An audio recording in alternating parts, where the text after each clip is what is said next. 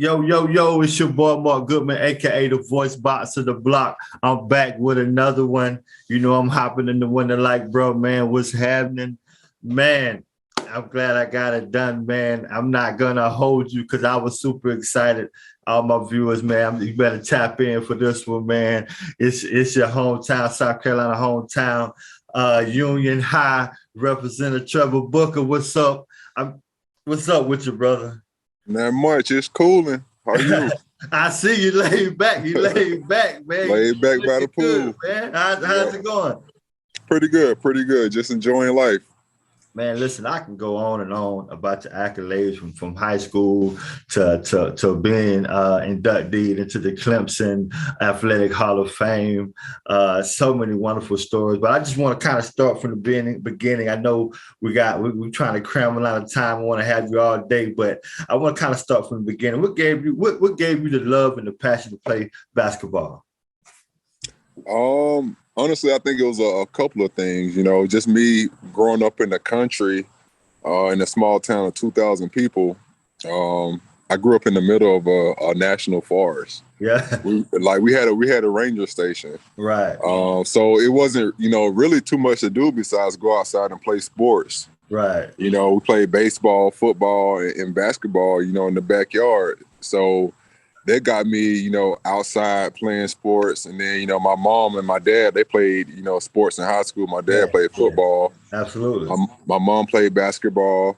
So, just seeing their clippings, their newspaper clippings, it inspired me and my brothers, to get into sports. Right. So how come, because you had how many brothers you have? 3 younger brothers. You had 3 younger brothers. Now, how competitive was that household when it comes to sports? Oh, very competitive, very competitive. And that's why I think, when you look at it, my brothers, they're a huge part of my success, more than, anything, because they came out there, they played the sports with me, they pushed me, we were competitive.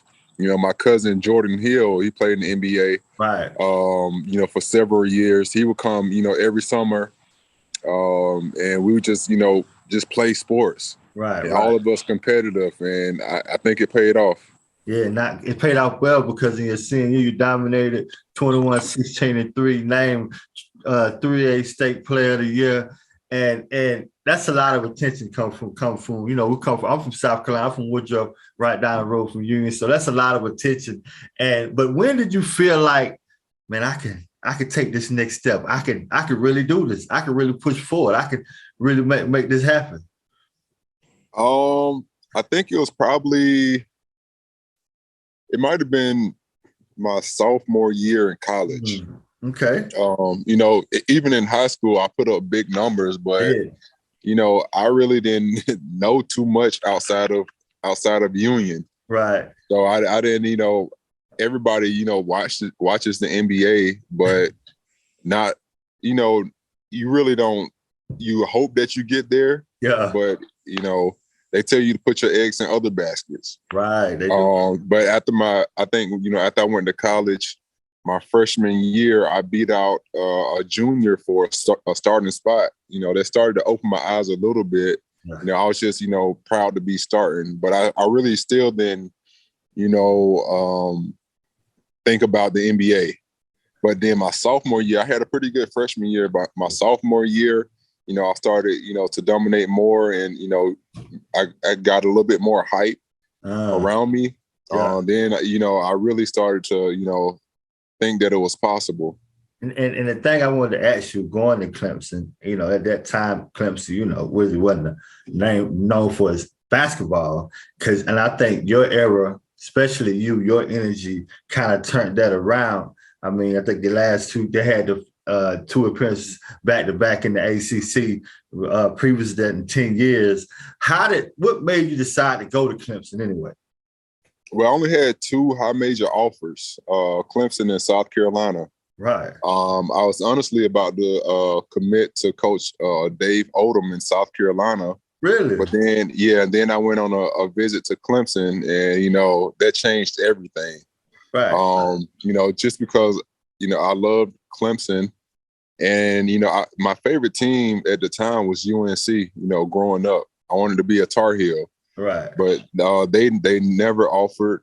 So, I was like, if I can't join them, why not go beat them? Yeah.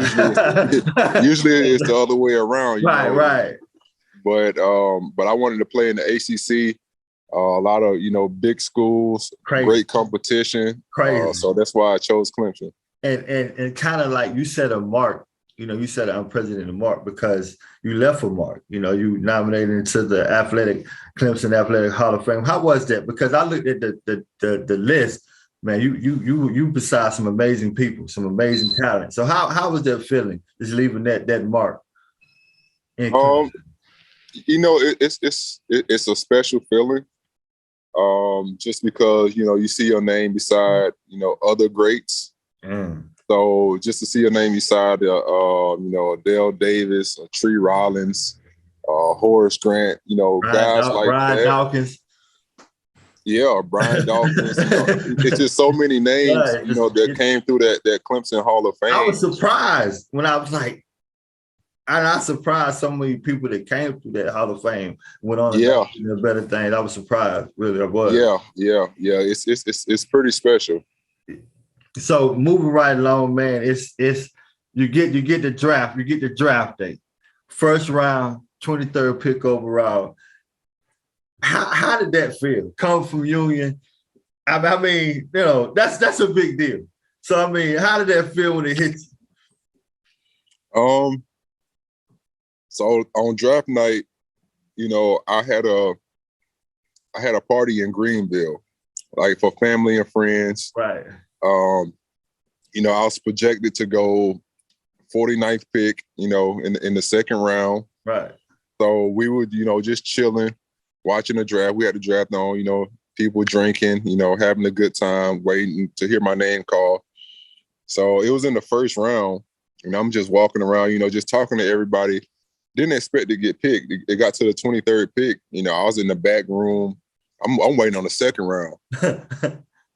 So even though I had a great summer, but I'm waiting on the second round to see, when my name was going to get called. And, the 23rd pick came up, and I'm in the back room, and they announced my name. I didn't hear it. I just heard everybody start cheering and roaring and screaming. So I run in the other room, and I look on the screen, and I see my name in my face. I'm like, oh shit. Right. I'm like, yo, it happened. Right. And it was, it was pretty. What made it special? One of the things that made it special is I got to, share that feeling with my family and my friends. And the other thing is, I was projected to go 49th. But the workouts this summer, I whooped ass. Really? Against I had 16 workouts for different teams, 16 different teams during that summer. And every workout I went into, I killed. Yes. So that raised my stock. So that's another proud moment for me. Just putting in that work and and improving my stock. Right. And I was looking at your highlights, man, and I was looking at some of your highlights with Utah, Washington. And I ain't gonna lie, your spring, to be able to get back up and down off a bounce or a miss rebound kind of reminded me of Zion. Do that? Am I wrong? Am I wrong? No, you're definitely right. You see what I'm saying? Definitely right. And when I was looking at you, I was like, man, he's probably one of the most underrated dunkers of his era. You know what I mean? When they miss that, that's something I think the people underestimate you on how you're amazing. You was leaping out the gym, man. They forget about it. I thought I forgot about it because when I was looking at you, real like this man was coming out some amazing dunks, man. Yeah, I was the most athletic person in the 2010 draft. I can believe it. Yeah, I went to the combine. I was first in the 3/4 court sprint out of everybody, point guards, everybody. I beat John Wall. I think he was second. Bench press, I was second. Luke Herringgold, he had 24 reps. I had 23. My vertical was 36. So I think that probably all of that probably helped my stock too. It probably did. It probably did. And coming in, you came in into the Bradley Beal and what's my man? You just mentioned him, John Wall. John Wall era. How was that? How was playing with them guys? Great. Two great guys. Very great guys. On and off the court. So they made my time, a lot more pleasurable in DC. Yeah. Just playing alongside them and watching them grow. Yeah. So it was, those are two guys that I still keep in touch with today. And I didn't mean to interrupt you because y'all was a young team, and it's kind of like y'all had to develop together. How was that development coming in from just like Union? You get in the big leagues, you with John Wall, Bradley Beal. How was just that development process mentally and physically? Honestly, when I got to Washington, it was pretty tough just because we didn't have the best leadership. John was young, I was young. Bradley came a couple years after. Excuse me. But we didn't have the best leadership. The players that we had that they brought in to be, the veterans. I don't even want to call their names. It's not like I'm calling them out. Yeah. We had some. I ain't gonna lie. We had some fun times. Like a lot of fun times. Right. But those times that we had fun, like it was stuff that we shouldn't have been doing. As NBA players. Right. Stuff like, having sides on the team, like different players on different sides, and once we get to the hotel, we'll sneak in somebody else's room and just beat them up, like tie them up and beat them up, like stuff like that. Like, and it was one ring leader, Gilbert Arenas. He was the ring leader. How was Gilbert? Because I was reading, I thought you missed Gilbert era, but you caught the tail end, maybe. How was Gilbert? How was he as a person? Great person. He off the court, he's different. He's I don't even know how to describe it, but he's a great person, very fun person. But he likes to have fun. Yes. He likes to have fun. Okay, so you get to Utah. Things a little different. I think your role changed a little bit. I felt like you were seeing more time. How was your time in Utah? Because I think what you thought was it versus Washington to Utah, was it better or worse, or was you had comparing the two? My time in Utah was way better. As an organization, Utah is probably the best organization that I've played for. So coming from Washington, where I didn't have that leadership, and so I was in a bad space, when I went to Utah, because I thought, the way they did things in Washington was the common way. But once I got to Utah, everything was different. Wow. In a good way. Right. Family oriented, they really, cared about their players, things like that, which really make a difference, especially with them being a small market team. They have to do things like that. But like I said, it's probably the best organization that I've played for. The fans are great. Everything out there in Utah is family oriented. The organization takes care of you. And I went to Utah. I played a pretty major role. Yeah.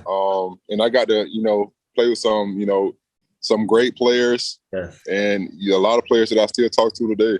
Yeah, and I thought that role really solidified who you was, your character, your energy, what you brought, your spring, your ability to get the rebound, and your defensive presence. I thought was very underrated as well. But when you were in Utah, man, it's a lot of rivalries, man. The Laker rivalry. I was going to your timeline. I know you've played against and probably played with some great players. But being on the same court as Kobe Bryant, looking back on it now, I know you in game, you locked in. I know, come on, I know the book, you locked in. But looking back on it now, how you feel about that? Well, Kobe, he's my favorite player ever. Right. So a lot of people don't know this. I played against Kobe in his last game ever. Really?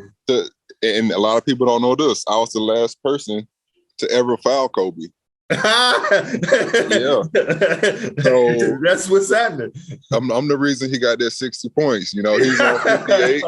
Yeah. And I fouled him. He made 2 free throws to get that 60. Word. But to play against, your favorite player in the NBA it's mind blowing, and it's crazy because my cousin, he actually got to play on his team, for a couple years, my cousin Jordan, right, which was even more amazing. But, usually the first few times I played against Kobe, it was no big deal. I was locked in. But then that last game of his career, I'm like, I took that in. I'm not even gonna lie. I did, just as much spectating as, playing on the court. Right, it was just a surreal moment, just the atmosphere, seeing the different celebrities in the stands. It was, and I'm not even gonna lie, I was a little starstruck myself, that whole game. Not just, for it being Kobe's last game, but just the atmosphere and the guys that the men and women that you saw in the stands, the big names. Right. I mean, I remember watching that game, and when he was scoring, I was like, is he gonna go for 80? And I mean, Shaq was out there, and that was one of the biggest games for me because I'm a Boston Celtic fan. So, the rounds we had in 08, 2010, it was crazy. A lot of people was at the house who was yelling. So to see him go, a lot of times you want to see greats to go so you can win again. You know what I'm saying? I'm like, glad, just like LeBron James, you hope he leaves so your team have an opportunity to win. You know what I'm saying? That's type of iconic figure he was in my mind. Like, Brad, when you play Kobe in the playoffs, you're probably going to lose. You know what I mean? And right. he was such a big figure. But as far as the league and whole, as far as the NBA teams, what are some of the teams that you probably said that you didn't like playing? When you see him on the schedule, you're like, man, I hate playing those guys for whatever reason. Really, defense, it wasn't attitude, the fans. Yeah, it really wasn't any specific team. It's just certain players. Yeah, that you got to match up with. You're like, damn, I really got to play tonight. See, I saw who was the hardest matchup because I saw one of your picks. You was with Melo. You was locking in with Melo. Yeah. I got a funny story about Melo. Super hard to guard. Let me start off by saying that. But I remember playing them in Madison Square Garden, and I started on Melo. Right. And I'm doing my thing on defense. I think I held them to like 6 points at the half. Right. And I feel good. I'm going to the locker room. I'm like, yo, I'm locking this shit up. That's what I'm telling my teammates. Yo, I'm locking this shit up. Go out in the second half. Man, I ain't locking shit up. He busting my ass. Yeah. I don't remember how many he ended up with, but he killed me that second half. But guarding players like Melo, super hard. Dirk, super hard to guard. But the matchups, those matchups I would, take over, playing against Zebo, Zach Randolph, Reggie Evans, those guys that, just want to go into the paint and just bang and push around. I love that kind of physicality, but it's just like, sometimes you just don't feel like doing that, and they love that, but you gotta match their energy. Yeah, you gotta match. Do you still keep up with the game today? Oh, every day, I got NBA League Pass. During the season, I'm switching channels. That's all I do is watch basketball. So how you feel about the game today? I mean, obviously you're still in the game. You still ball, but in the NBA, if you would ask yourself who is still the cream of the crop, who is still the top dog, who would you name? As far as the player? Like the best of the best. I mean, it's a lot of arguments in the barbershop, KD, LeBron James. It's a lot of arguments. As a player, who would you say, let's come on, guys, this the guy? Like the best ever? No, current, this era. I'm not gonna put that pressure on you. This currently. Oh, that's not even pressure, but yeah, current. That's tough. I think I think it's very debatable right now. You can go with Giannis. Okay. I think some people would have went with KD if you take out last year. Yeah. The things that Steph does on the offensive end, you could put him in there. Don't talk about it. I still remember that. Don't talk about it. Yeah, I just know this: the game is in great hands.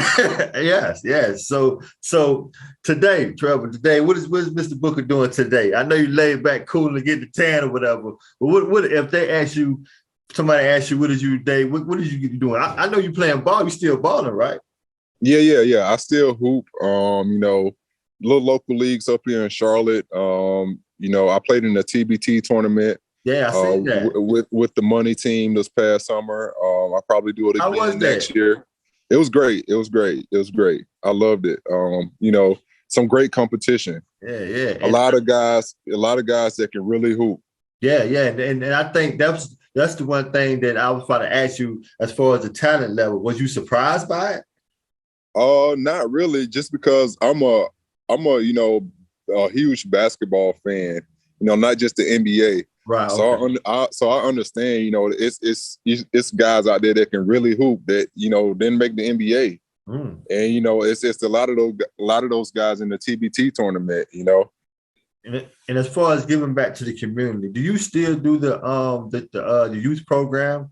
Because I've seen that too. Do you still do that? If so, talk about that a little bit, because this is the upstate, and I always want to let people know and give people your flowers, because you do such an amazing job of giving back and being out. So just if you still doing, let's talk about that. Yeah, so I do a couple of basketball camps every year. One in my hometown of Union, and one in Malden. So I do those, once a year during the summer. The one in Malden is a week long. The one in Union is usually a couple of days. And the one in Malden, I usually bring in, I try to bring in a big name to come in and speak. I've had Allen Iverson, wow, John Wall. I see you said on your timeline, I didn't know y'all was such good friends with AI. You were such good friends with AI. And I think threw him a birthday party and all, man. Yeah. How was that, man, just being good friend with such an iconic figure at AI, man? Man, it's special because, growing up, I wanted to be like AI. So Kobe and AI are my two favorite players of all time. Right. So to get to, build a friendship and throw him a birthday party, it was pretty dope. I bet it was, man. And like I said, man, the youth camps that you throw, man, I need it, man, because it inspires so many people, because you bring people that they can visualize and see, because sometimes, we're in South Carolina. I'm in Greenville, but we grew up I grew up in Woodruff, and sometimes you don't see it, because sometimes all you see in your environment. So sometimes you have to bring somebody so you can see somebody different to inspire you to do something different, not necessarily what you see in your environment. So to have your willingness and your energy to give back by throwing these and having celebrities and people that people admire, it does so much for the community. And I want to thank you for stopping by, man. And it's a lot of young kids that's inspiring to want to go in the NBA. Yeah. What are some of the things you would tell them? Because you was a workaholic. You worked hard. And sometimes I don't think these cats know how hard you got the damn work.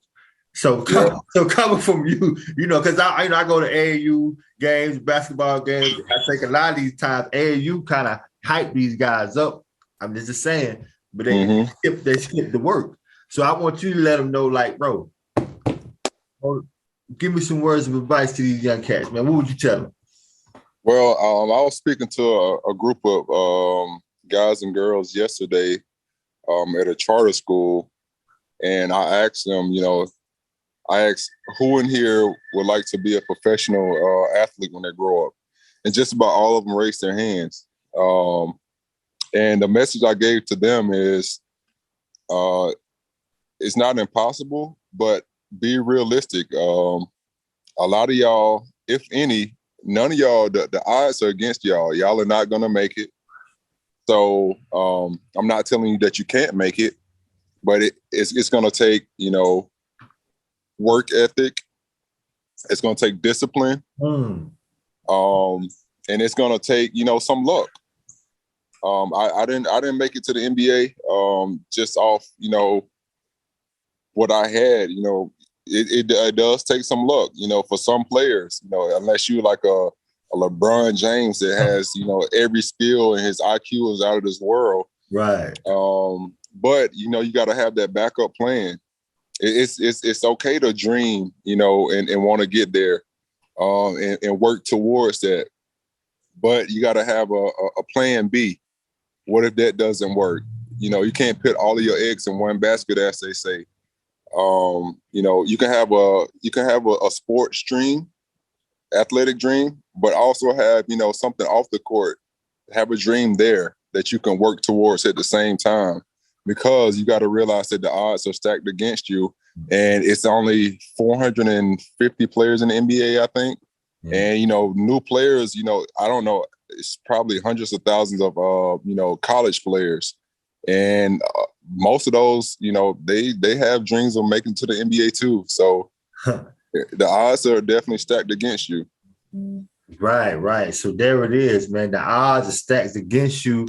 You're going to need hard work, discipline, and a little bit of help and luck to get you over that hump, but also have a plan B, man. Trevor Booker, thank you so much for stopping by and blessing me with your words. I want to give you flowers. I'm glad I was able to give you flowers. Continue to do what you do. You do some amazing work for the community. Continue to ball out. You know what I mean? Union kind of stand out. Clemson Hall of Famer, first round big boy, Trevor Booker, man. Thank you so much for stopping by, man. I appreciate all the love, man. Thank you so much. Until next time, come by, man. Be a guest, man. Again, man. This is what I do. I'm a podcast guy. Good guy, Ben. For sure. Podcast, man. Thank you so much for stopping by. You got anything else you want to say? Nah, I appreciate you having me on, and we got to do it again. Man, so much, man. Thank you so much, man. Thank you. We get up, bro. All right. Bye.